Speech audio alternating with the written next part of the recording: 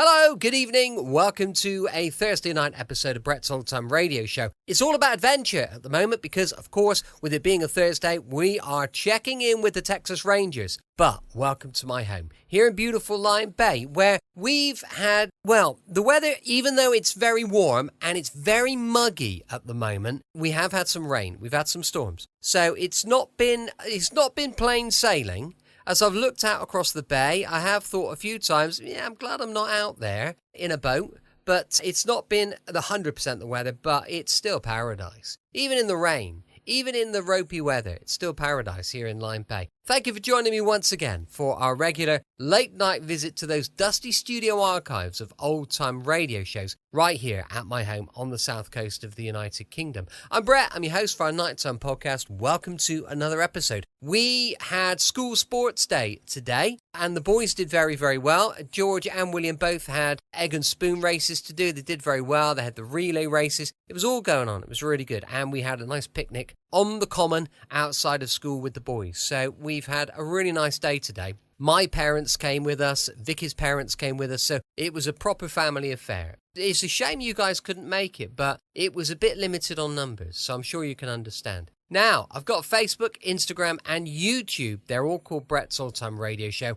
and it would be great if you could follow me. Please do check out my Patreon supporter page. That's at patreon.com/Brett's Old-Time Radio Show, and you can support us for literally less than the cost of a cup of coffee a month. It would be really appreciated if you did. Now it's time for our latest adventure with those Texas Rangers. This one was first broadcast on the 31st of the 12th, 1950. So this was a New Year's Eve episode, and it's called The Devil's Share. The National Broadcasting Company presents Joel McCrea in Tales of the Texas Rangers. Tonight, transcribed from Hollywood, another authentic reenactment of a case from the files of the Texas Rangers.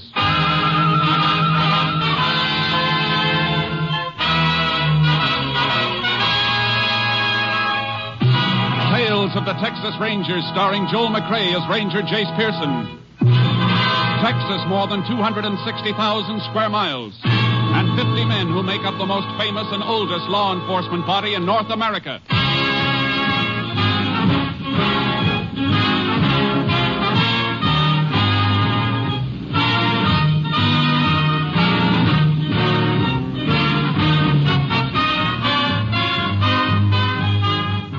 From the files of the Texas Rangers come these stories based on fact. Only names, dates, and places are fictitious for obvious reasons. The events themselves are a matter of record.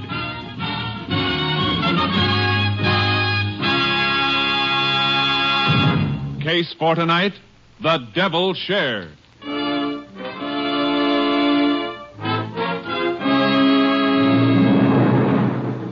It is 6:45 p.m., October 26, 1939. Frank Whalen, a dirt farmer, is sitting down to his simple evening meal when the door to the kitchen opens and his brother, Jeff Whalen, comes in. Well, howdy, Jeff. Thought you was going to spend a couple of weeks up at Big D. So I changed my mind and come back. Any law against that? Didn't say there was. Yeah, just fixing to eat. I'll get your plate. Stop playing big brother. If I want to eat, I can rustle my own grub. You can call that fatback and beans grub. What's the matter with you anyhow, Jeff? Nothing. Just leave me alone. You've been acting like this for quite a spell. Thought taking a trip would do you some good. Jeff, why'd you come back? I met Luther Riggs up in Big D. He told me you and Ma Jan was fixing to get married. Oh. So that's it. Why didn't you tell me? Because of the way you've been acting. I was going to tell you when you come back. You should have had a talk with me, Frank. Marjan used to be my girl, remember? Used to be, ain't now, Jeff. Maybe you should ask me a few things about Marjan. Maybe there's a couple of things you ought to know. Anything I want to know about Marjan, she'll tell me herself. As far as you're concerned, ain't nothing to tell. No, huh? You ought to learn a little about women, Frank. You might learn a lot if you didn't spend so many days looking at the rear end of a mule, so many nights poking your nose into that Bible, Leo. If it's hurt me any, I reckon I'll find out when judgment comes. Meantime, I ain't taking your word for it. Meantime, you ain't bringing Marjan here either. Or maybe you're forgetting it. I'm half owner of this farm. You'll never prove it by anything you grew here. The law says I'm half owner with or without growing anything. You want to bring a wife here, you better buy me out. You can have my share for $2,000 and good riddance. Jeff, you got yourself a deal. I'll give you $800 cash in the morning and notes for the rest. You give me $2,000 cash in the morning. I ain't got that kind of money, and you know it. Who do you think you're kidding? You had a good crop. You got that much in the bank right now. Yeah, I got it. And almost half of it belongs to old Uncle Joe for working on shares. Work you wouldn't raise a hand to do. I don't care about you or Uncle Joe. Let him wait, not me. Jeff, get this. And get it straight. Uncle Joe is going to get every nickel that's coming to him whenever and however he wants it. He's worked for it. Okay, Frank. I just guess you, me, and Marjan gonna live here like one big happy family. Maybe Marjan will like that more than you think. You... Jeff, if you wasn't my brother... I'll get your money for you, somehow. I'll get it and you can clear out. I wouldn't have Marjan around dirt like you for $1 million. Oh, she used to be mighty fond of dirt like me. Jeff, shut up, I tell you! Don't say nothing else, Jeff. Don't open your mouth. It's only remembering when we was kids together and the memory of Ma and Pa that's keeping me from beating you. That's just too bad, Frank. Because I ain't like you. Memories don't bother me at all. You ain't gonna do anything to me, Frank. And I'm gonna get what I want, and I'm gonna get it all now, including Marjan. Jeff! Put that bread knife back on the table. I took a knife to you once before, Frank. Pa stopped me that time. But Pa ain't around anymore. Give me that knife, Jeff! Oh, take it!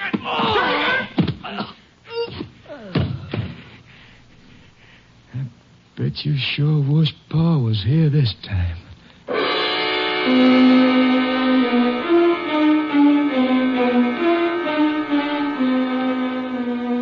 Jeff Whalen waited until next morning before reporting the death of his brother Frank to the local sheriff. The sheriff asked for the assistance of a Texas ranger.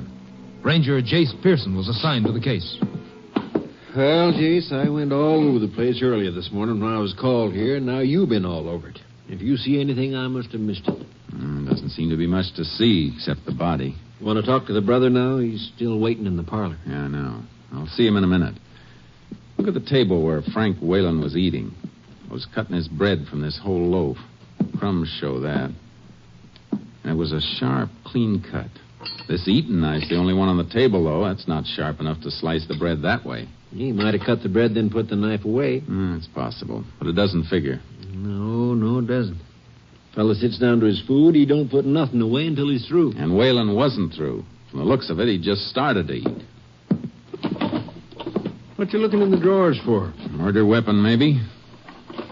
Something like this bread knife?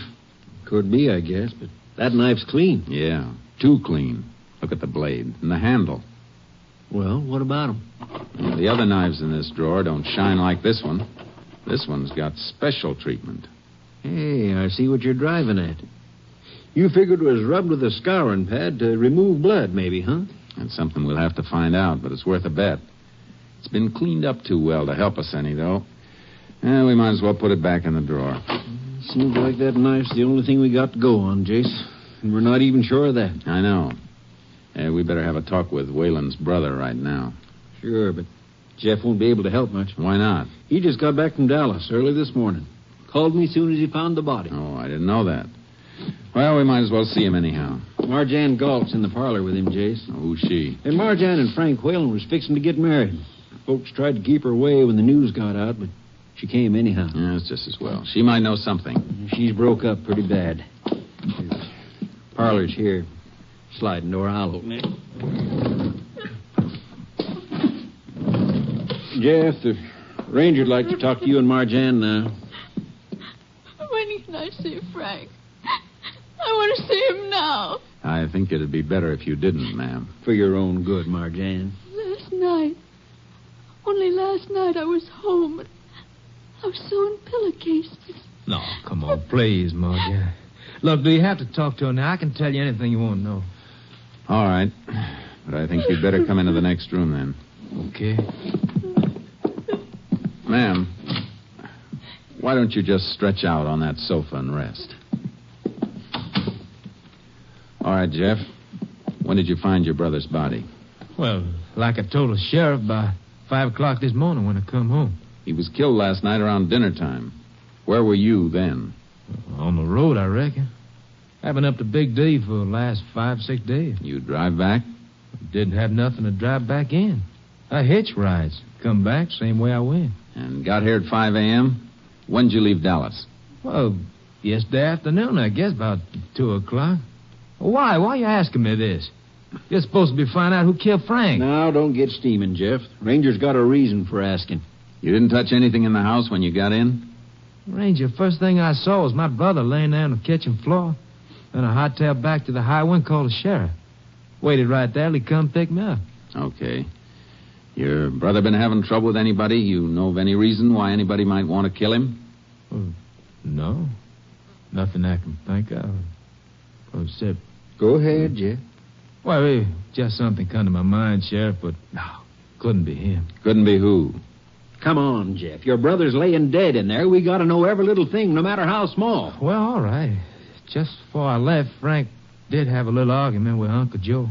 Uncle Joe? Who's he? Old sharecropper. Been working a good piece of this farm for Frank. What was the argument between him and Frank? Well, old Joe claimed that Frank owed him some money from the crop. Frank said it didn't. They're both pretty hot about it. Well, that don't sound like your brother Frank. Or Uncle Joe. Well, I know it don't. It was probably just a misunderstanding. They straightened out. That's why I told you it wasn't worth mentioning. When it comes to murder, anything is worth mentioning. And this sounds like it might be plenty important. Sheriff, we better ask Uncle Joe to account for his movements last night. I haven't seen him around. But his granddaughter, Belle, might be able to tell us something. She's been standing around outside the house ever since we got here. Look, I'd like to go back tomorrow, John. She needs somebody with her. All right, go ahead. And tell Belle to come in here, will you? All right. I'll send her right in. Oh, just a second, Jeff. Yeah? You must be pretty tired. You have much trouble catching rides last night? Well, I got one long ride in a truck. Oh, you know who owned the truck or anything about the driver? Well, no. No, I didn't talk to the driver much. I slept most of the time. I think it was out of state truck. Well, truckers usually don't like sleeping rider beside them on a night haul. Well, this fellow let me sleep on a shelf up in back of the cab. Oh, I see. All right. Send Belle in. Okay.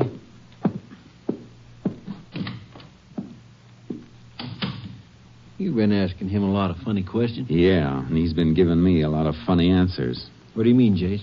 That stuff about sleeping on the shelf in a truck cab. He never slept in that suit he's wearing. It's too well pressed. So he changed clothes when he got home this morning. He said he ran to call you the minute he saw his brother. You want to see me, Mr. Ranger? Yes, Belle. Come in. Belle, you and your grandfather, Uncle Joe, you live on this farm? Yes, sir. That little house down there near the meadow. You can see it. Just the two of you? Yes, sir. Where was your grandfather last night? He was home, sir. He don't never go no place. Was he home all night? Where was he at dinner time? Home, sir, honest. Only time he left was for a few minutes to He didn't leave the house at all. Not at no time. He didn't leave the house at all. Belle, you're lying. No, Sheriff, no, I'm not. Look, Belle, you started to say something, then you backed away No, from sir, it. I didn't. Belle, if you want to help us and your grandfather, you better talk up. I told you everything, honest, I did. With all this going on, why isn't your grandpa around? Why'd he run off? He didn't run off. He went to the church to pray for Mr. Frank. He loved Mr. Frank. He would never hurt him. Mr. Frank was good to us. Where's their church, Sheriff? Left fork of the road this side of town, but he probably ran off someplace. You can find out about that later if he isn't at the church. Let's go.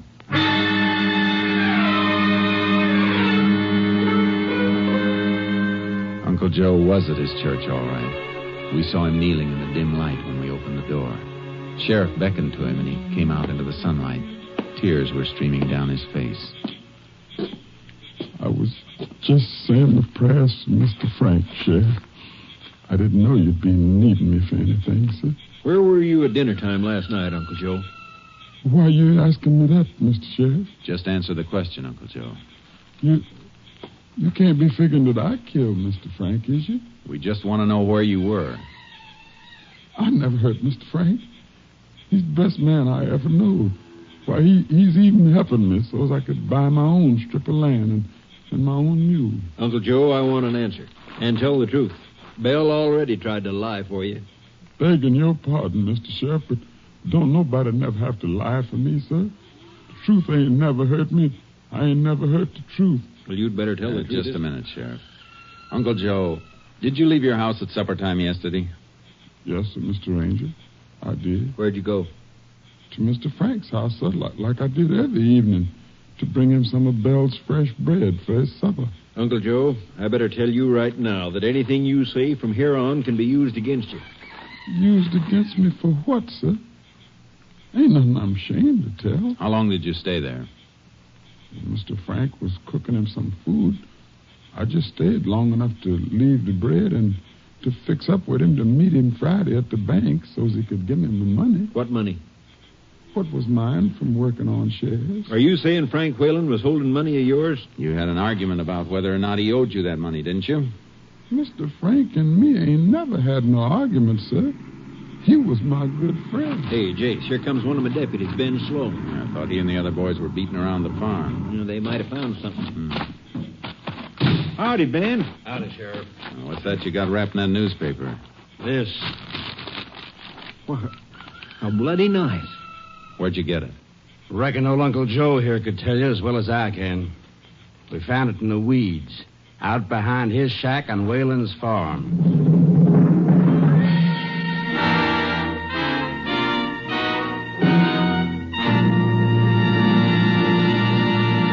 You are listening to Tales of the Texas Rangers, starring Joel McCrea as Ranger Jace Pearson. We continue now with tonight's case, The Devil's Share, an authentic story from the files of the Texas Rangers.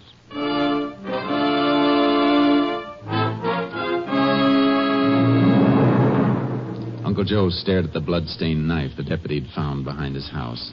The stare was a look of recognition. You ever seen this knife before, Uncle Joe? Come on, answer me. You know we've seen it before, Sheriff. Can tell just by looking at him. How about it, Uncle Joe? Yes, sir, Mr. Ranger. It's mine. It's just an old whittling knife, but I never used that or nothing else on Mr. Frank. Uncle Joe, you're under arrest for the murder of Frank Whalen. Mr. Sheriff, I'm telling you here, outside of God's own house, I never done it. Think maybe you better deputize a few more men, Sheriff. We might need 'em. Why? What for? People around here thought mighty high of Frank Whalen, Jace. They aren't going to cotton to the idea of him being killed by somebody he took in and helped. And you can't blame him for that. I can blame anybody for anything that doesn't follow the law. You're not going to have any problem with Uncle Joe, Sheriff. I'm going to take him off your hands. Now, hold on, Jace. He's my prisoner, and I'll guarantee his safety. I know you'd protect him. That isn't why I'm taking him. I'll give you a receipt for him and bring him back here later. Where are you taking him? I'm on a radio for Unit 88, the Ranger plane, to pick us up and fly us to Austin. And you'd better hand over that knife, Ben. That goes with me.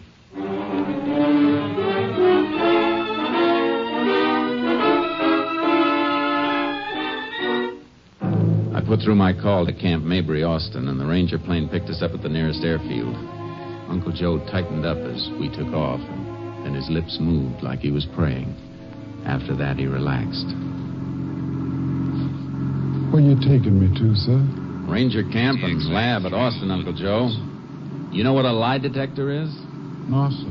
Well, it's a kind of a machine. It's called a polygraph. It can tell whether a man is lying or telling the truth. Now, whether or not you take the test is up to you. We can't force you. Look, I'm colored, folks, sir. Would it work right on me? Yeah. It'll work all right, Uncle Joe. If you say it's all right, Mr. Ranger, then I'd do it. I trust you, sir. You's good folks. Like Mr. Frank was.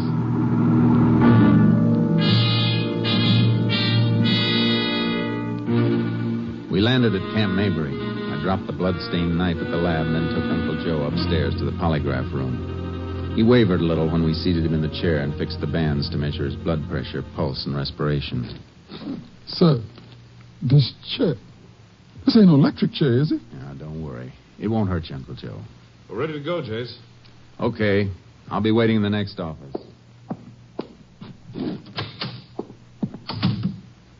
no matter what I ask you, Uncle Joe, I want you to answer yes or no. That's all, understand? Yes, sir.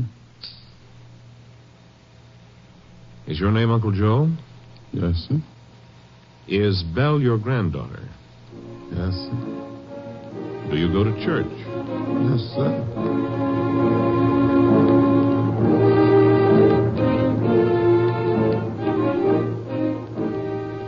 I waited in the next office, knowing what was happening. The technician would go through the list of questions, the simple, harmless questions that would register truthful reaction on the graph. And then he'd start to hit the questions that mattered. The questions about Frank Whalen. Yes, sir. Did you have an argument with him about money? No, sir. Did you use a knife on him? No, sir. Did you kill Frank Whalen? No, sir. Was the knife with the blood on it yours? Yes, sir. Do you know how the blood got on it? No, sir. Is that the truth, so help you God? Yes, sir. Well, that's all, I guess. Now, you just stay put, Uncle Joe. I'll take those things off you in a minute. Yes. We're all finished, Jace. Good. What was the reaction? Looks like he's telling the truth, Jace, all the way down the line. Even about not having an argument with Frank Whalen over money? According to the graph, no argument. He wasn't lying. Good, because that means somebody else was lying. I'm going to take him back to... Just a second, Jace. Kenny speaking. Yeah. I'll tell him. He'll be right down. And that was the lab on that knife you brought in. Yeah, they typed the blood? It isn't human blood, Jace. It's chicken blood.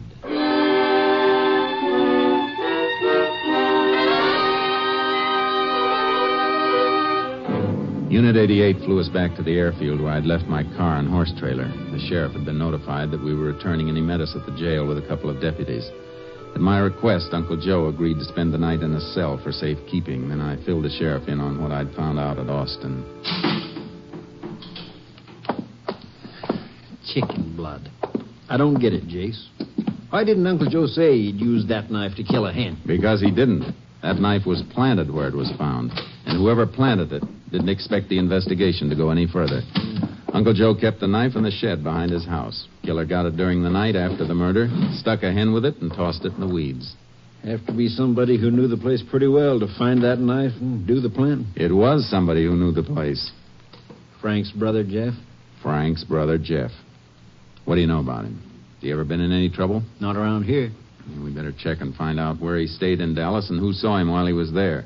We don't know for sure he was there. Oh, he was there, all right. How do you know? Because Luther Riggs saw him. Luther just drove back from Dallas this morning. I met him about an hour ago, and he told me he'd seen Jeff there. How long was Riggs up in Dallas? Just overnight. Quick business trip. Why?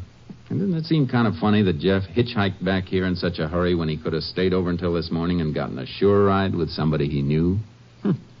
Didn't think of that. Where does Riggs live? Farm, 4 mile out. Let's drive out there. I want to see him. Well,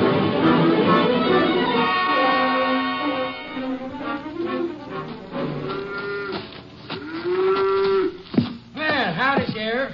Come out to give me a hand with my milking? No, thanks. Let go of that cow for a minute, Luther. I want you to meet Ranger Pearson. Well, sure thing. Howdy. Howdy. The sheriff tells me you met Jeff Whalen up in Dallas yesterday. Yeah, that's right. When? I reckon it was just about 9 o'clock a.m. I'd been driving most of the night to get there. Stopped for a red light, and there was Jeff just fixing to cross the street. You talked to him at all? Sure. Told him to hop in, and I'd take him wherever he was going. He said he was just drifting around, so we went and had some breakfast together. Did he tell you he was heading back for home? Not right off, he didn't. Sounded first like he was planning to spend quite a while in Big D. Didn't say nothing about coming home until after I told him that Ma Jan's folks had told me that Ma Jan and Frank was getting ready to set the date. You mean he didn't know his brother was going to get married? Didn't seem to. Matter of fact, now that you mention it, he looked right upset when I brought it up. Maybe it was because of Frank not telling him. Or maybe it was because... Maybe it was what? Go ahead. I think I can answer that one, Jace. Marjan and Jeff used to walk out together about a year ago. Then Marjan sort of broke off with him. Took up with Frank later. That's right, Ranger. But Jeff never looked like it bothered him none. The way a man looks doesn't have anything to do with what goes on inside of him. Thanks for your help, Riggs. Come on, Sheriff. You're welcome. Yeah, looks like we dug up a motive, Jace. Yeah, but we need evidence to go with it. Jeff left Dallas a lot earlier than he told us he did. Not much chance of digging up anybody who gave him a lift, I guess. I'd say no chance at all. There's something else we can look for, though. What's that? Remember my saying that his clothes didn't look like he'd slept in them or driven a long way in them? Yeah, I do. The only reason he'd have changed clothes would be because the things he'd been wearing might have gotten blood on them. Well, I'm not saying you're wrong, Jace, but we combed that house. There wasn't nothing there. No. But they'll be on the farm someplace. What makes you think so? Jeff couldn't risk being seen around any place last night. Any move he'd make would have to be on foot. He had no other way. So it's a good bet he stuck close by the farm until he called you this morning. I got my horse in the trailer. We'll pick up one for you and take another look around.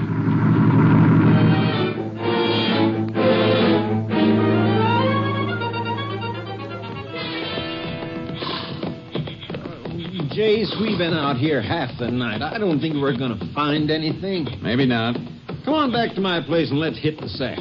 When we wake up, we can start out fresh. I don't want to wait too long. If we come here by daylight, Jeff will see us looking. Well, I'm beat. Can't we just go into the trees over yonder and rest a while? Yeah, I guess so. It'll be dawn in about 2 hours. We can move faster then with a little light. Good. Come on, boy, over at the tree. We'll all take a breather. Come on, Sharky.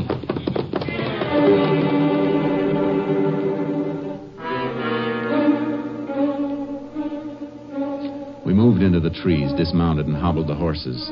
The sheriff dozed off quickly, and then I began to nod. But an hour later, I came out of it. There was a bright glow across the fields, beyond some corn stalks, and it wasn't the morning sun. I put my hand over the sheriff's mouth and shook him. Shh. Hey, look over there. Looks like a fire. Yeah, just beyond the corn. Come on, quick and quiet. What do you think it is? Jeff Whalen, burning those clothes we've been looking for. We ran for the cornfield, and when we got into it, the light rustle of the morning wind in the stalks covered our approach. Came to the edge of the field and saw him, Jeff Whalen, dumping kerosene on a pile of smoldering cloth. Look, Jace. Those boards in that hole. An old well covered over. He dumped the clothes in there last night. Now he's come back to burn them. There must have been some water in the well. They're smoldering. They won't burn right. He will if he keeps pouring kerosene on them long enough. Let's get him. All right, Jeff. What? That's enough. Drop that can. Drop it, I said. Well, sure. Sure, I'll drop it. What, Jace? He threw the can onto the fire, and a sheet of flame leaped up between us like a blinding flare. I dove across it, trying to clear my eyes. Look out, Jace. He's got a knife. I was on him before I saw him. The blade flashed. I dug for my gun, but I couldn't bring it up in time. The knife slashed into my shoulder and went to the ground. He landed on top of me, but as he raised his hand to strike, I got my gun free with my left hand and slapped the barrel against the side of his head. You all right, Jace? Yeah. I guess my shirt will need a little stitching, though. Your shoulder will need a little stitching, too. Couldn't risk a shot. You were too close. Yeah. Come on. Got to stamp that fire out before all the evidence is burned. Well, that's only kerosene on the ground burning. I kicked what we need out of the fire. Plenty left for your lab to work on. Good thinking, Sheriff. Coming too, Jace. Yeah. All right, Jeff. Come out of it. Come on. What'd you jump me for? I was only burning some old thing. Yeah, we know. The old things you happened to be wearing when you killed your brother. You were right about that bread knife, Jace. Look, here's what he used on you. Yeah, got nervous about that, too, didn't you, Jeff? Decided to get rid of everything and let old Uncle Joe ride for you. Oh, look, you're crazy. I don't know what you're talking about. Yeah? I talk kind of a foreign language. But maybe the grand jury will understand me when they indict you for murdering your brother. Come on. Get on your feet. Move.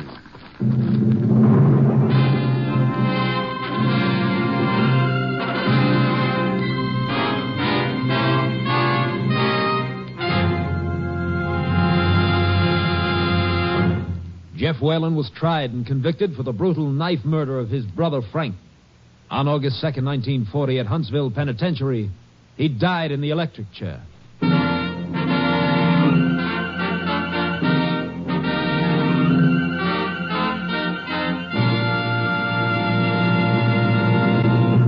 This is Joel McCrae, wishing you all a very, very happy New Year. Good night, folks. See you next week. Next week, Joel McCrae in another authentic reenactment of a case from the files of the Texas Rangers.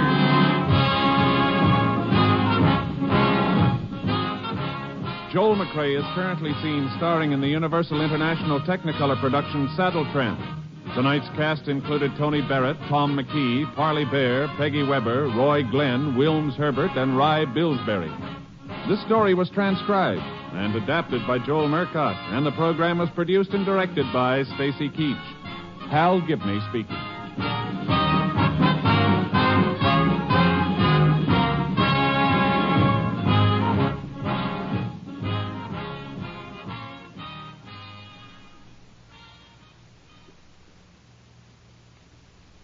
NBC wishes you a season of good cheer, a brighter new tomorrow and a happier new year. Welcome back. Hope you enjoyed our latest adventure with the Texas Rangers. And don't forget, we'll be back tomorrow with Steptoe and Son going live at 5 p.m. GMT. You can email me on brett@tourdate.co.uk, and you can support us, which would be brilliant, at patreon.com/Brett's Old Time Radio Show. Thanks for listening. I'll be with you 7 days a week, each and every week, and I'll see you tomorrow on Brett's Old Time Radio Show. Love you. Bye.